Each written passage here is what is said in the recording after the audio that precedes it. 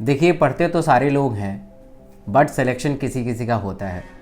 क्या पढ़ना चाहिए, कैसे पढ़ना चाहिए, कौन से कंटेंट से पढ़ना चाहिए और कब कब कैसे कैसे बेहतर स्ट्रैटेजी अपने ऊपर लागू करके पढ़ना चाहिए, ये सारी चीज़ एम्स दिल्ली तक आपको पहुंचाएंगे।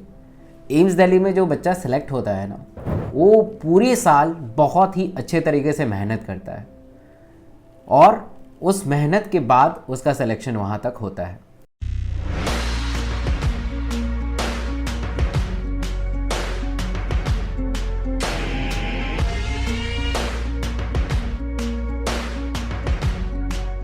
अगर आपने पूरी साल मेहनत किया है तो लास्ट के कुछ दिन जो होते हैं वो बहुत मायने रखते हैं, ताकि आपने पूरी साल जो मेहनत किया है उस लास्ट के कुछ दिन को अच्छे तरीके से यूटिलाइज करके, एक बेहतर गाइडेंस में यूटिलाइज करके आप उस पूरे साल को बेहतर बना सकते हैं।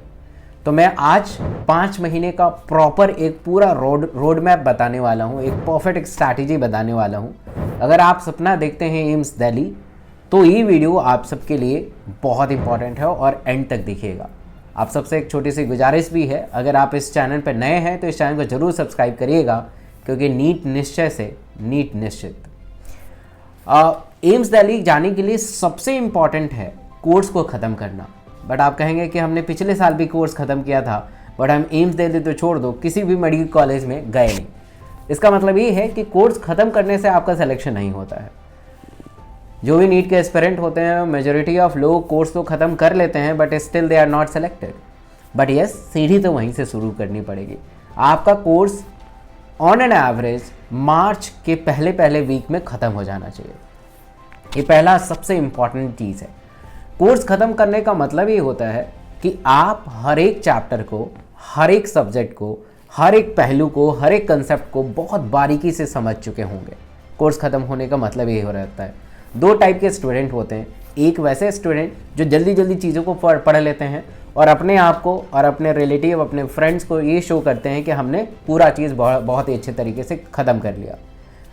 एक ऐसे स्टूडेंट होते हैं जो सिंसियर होकर पढ़ते हैं, थोड़ा टाइम लेते हैं, वो जल्दी से कोर्स ख़त्म उनका नहीं हो पाता। ऑब्वियस है, जल्दी से नहीं होता है कोर्स, है ना।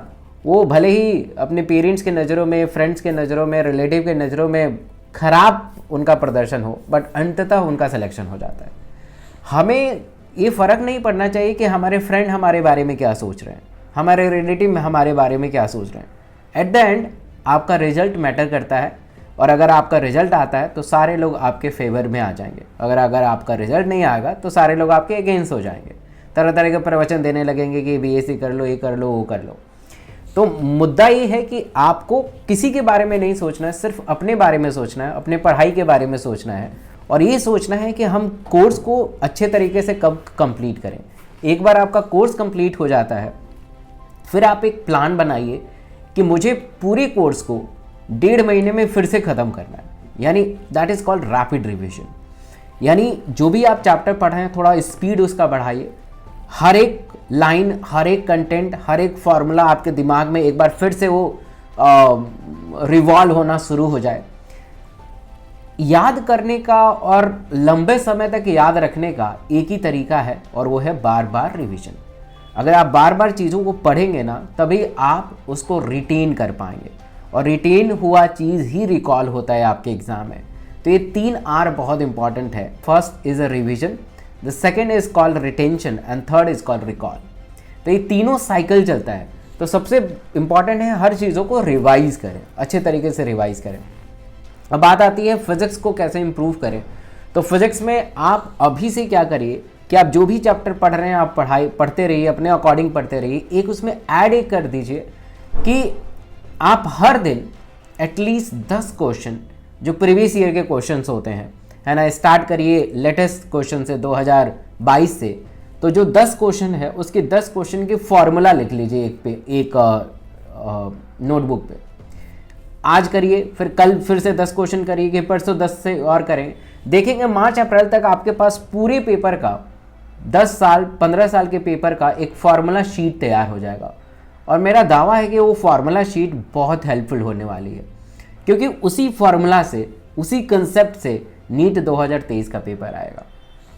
फिजिक्स का बहुत एक फंडा रूल है, बहुत बेहतर रूल यही है कि आप फॉर्मूला शीट को बनाना शुरू करिए। आप पढ़िए, जैसे पढ़ रहे हैं पढ़िए, कोशिश करिए मार्च के पहले तक कोर्स खत्म हो जाए और एक अभी से ही फॉर्मूला शीट बनाना शुरू कर दीजिए।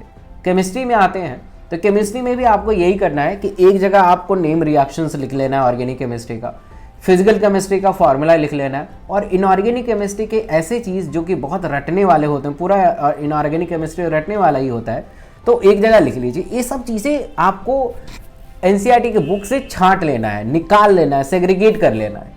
ये स्मार्ट अप्रोच होता है चीज़ों को याद करने का, और ये स्मार्ट अप्रोच होता है चीज़ों को लंबे समय तक रिटेन करने का, और इसी से क्वेश्चन आएगा और आप आंसर करेंगे।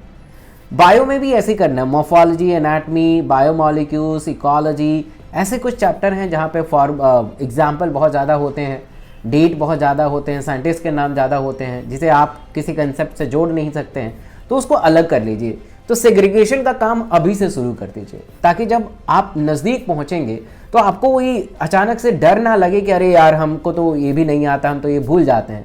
तो जो एंड वाला काम है अभी से स्टार्ट कर दीजिए। जब आप मार्च अप्रैल में जाएंगे तो आपके पास बहुत अच्छा कंटेंट खुद का होगा, और उसको बार बार रिवाइज करके आप देखेंगे, अपने टेस्ट सीरीज में इम्प्रूवमेंट देखेंगे।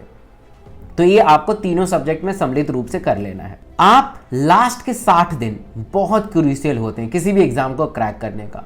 60 दिन में हमारा ब्रेन चीज़ों को सीखता है, एडेप्टिव होने की कोशिश करता है। लास्ट के 60 दिन सबसे ज़्यादा एमसीक्यू प्रैक्टिस करिएगा। थ्योरी पढ़िएगा, नो डाउट थ्योरी तो पढ़ना इंपॉर्टेंट है ही है, बट आपका 80 पढ़ाई का, अगर मैं मान लेता हूँ 100% पढ़ाई है, तो उसका 80% हिस्सा एमसीक्यू प्रैक्टिस करने में जाना चाहिए, और 20% हिस्सा थ्योरी को रिवाइज करने में जाना चाहिए। क्योंकि अल्टीमेटली आप जब एग्ज़ाम देने जा रहे हैं उसमें क्वेश्चन ही पूछा जाएगा। तो क्यों ना हम 60 दिन अपने ब्रेन को ट्रेन कर दें कि तुमको खाली एमसीक्यू प्रैक्टिस करना है। और ऑब्वियस है आपने पूरे साल अपने थ्योरी कंटेंट को पढ़ा है, तो अब तो टाइम है प्रैक्टिस करने का। तो लास्ट के 60 दिन अपने ब्रेन को ट्रेन करिएगा कि मैक्सिमम क्वेश्चन कर ले। अभी अगर आप क्वेश्चन नहीं करते हैं चलेगा, बट लास्ट के टाइम में क्वेश्चन करना बहुत इंपॉर्टेंट है। एक चीज़ और है कि क्वेश्चन कहाँ से करें, ये बहुत बड़ा मुद्दा बन जाता है। इसलिए मैं अनअकैडमी के ऊपर हर दिन सुबह 9 बजे एनसीईआरटी बेस्ड क्वेश्चन प्रैक्टिस कराता हूँ, और जिस सीरीज़ का नाम है 1 डे 1 चैप्टर, एक दिन में एक चैप्टर हम कंप्लीट करते हैं। तो उस सीरीज़ का आप हिस्सा बन सकते हैं, ये फ्री ऑफ कॉस्ट है। मेरे टेलीग्राम का लिंक है इस वीडियो के अंदर, डिस्क्रिप्शन बॉक्स में, कमेंट सेक्शन में, उस पर जुड़ जाइएगा। वहाँ पे मेरे नोट्स, डीपीपी और भी बहुत सारी चीज़ें मिलने लगेंगी, और आपकी प्रिपरेशन में एक बूस्ट मिलेगा। तो इन सब चीज़ों को सम्मिलित रूप से करेंगे तो निश्चित ही आप एम्स दिल्ली तक पहुँच सकते हैं। Thank you so much.